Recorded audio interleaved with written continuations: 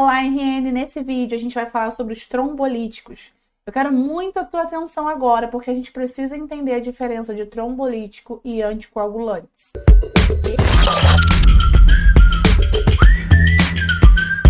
A gente vai usar trombolítico quando já existia um coágulo existente. Então, a gente vai usar num paciente que tem stroke isquêmico, que é o AVC isquêmico. A gente vai usar num paciente que tem trombose venosa profunda, por exemplo. E a gente não vai usar os trombolíticos quando a gente quiser prevenir que um coágulo aconteça. Aí sim vão ser os anticoagulantes. Então, os trombolíticos, eles são chamados de clot buster, ou seja, destruidores de coágulo. Então, esses medicamentos eles não vão prevenir o aparecimento deles, apenas destruí-los completamente.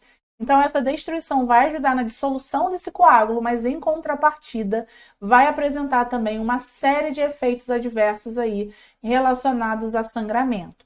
Então, o paciente, para fazer uso de trombolítico, antes disso, precisa ter uma série de avaliações da enfermeira e do médico para ver se de fato esse paciente atende aos pré-requisitos. E também depois que ele faz uso dos trombolíticos e durante, precisa ter uma atenção muito cuidadosa, tá? Então, agora que a gente já entendeu que ele não previne coágulo, e sim ele trata os coágulos, porque ele destrói eles, vamos entrar um pouquinho em alguns detalhes. Então, os clot buster, eles são chamados de TPA ou streptokinase, alteplase, aminolase, tá? Todos eles são considerados trombolíticos.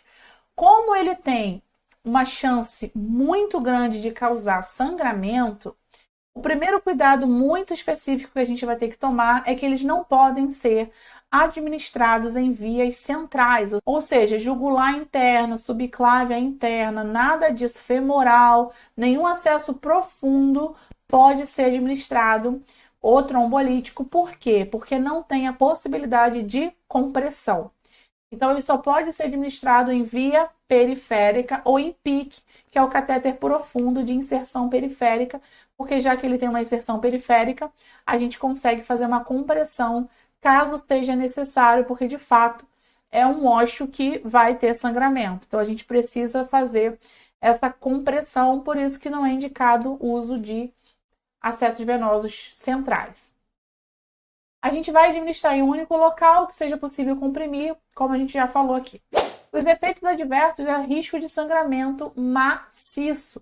Então, se ele tem um risco de sangramento maciço, a gente também não vai administrar ali, a gente vai evitar administrar durante o uso do trombolítico outras drogas venosas, subcutâneas ou intramusculares por conta do risco que esse paciente oferece ali de sangramento. Então, o mecanismo of action, que é o mecanismo de ação, é a dissolução dos coágulos existentes fibrinolítico potente, ok? A indicação vai ser o infarto, stroke, DVT, embolia pulmonar, todas aquelas doenças que existem ali já a ocorrência do coágulo e a gente vai precisar tratar e dissolvê-los. Informações importantes. E aí vem aquelas perguntas chaves que a gente precisa fazer ou para o familiar ou para o paciente, se tiver em condições de responder, antes de administrar o trombolítico, tá? Ele precisa ser administrado de 3 a 4 horas e meia do início dos sintomas. Então, é muito importante, se o paciente chega na emergência, por exemplo, com sinais e sintomas de stroke, e o stroke isquêmico foi confirmado na tomografia, é importante que o familiar diga, ou quem veio acompanhando esse paciente diga, que horas começou o evento, porque a gente só vai poder administrar o trombolítico dentro dessas 3 a 4 horas e meia. Além disso, a gente vai precisar colher uma história ali daquele paciente para entender se ele não apresenta, por exemplo, risco de sangramento, como úlcera péptica, se ele tem hipertensão descontrolada, se a pressão dele está acima de 180/10, se ele teve cirurgias recentes em até 2 semanas atrás, se ele sofreu algum tipo de acidente ou trauma recente, aneurisma, AVC hemorrágico. Ele é indicado para o AVC isquêmico porque tem coágulo. O hemorrágico já está sangrando, Deus me livre, a gente dá mais trombolítico e sangrar mais ainda. Malformações arteriovenosas. Então, isso tudo a gente vai precisar, porque qualquer risco de sangramento, o paciente não vai poder fazer uso do trombolítico, ok? Então, lembrando que pacientes, mulheres menstruadas, isso não é contraindicado, ok? Então, menstruação não é uma contraindicação, mas todo o restante que a gente falou aqui, então é importante a gente se atentar.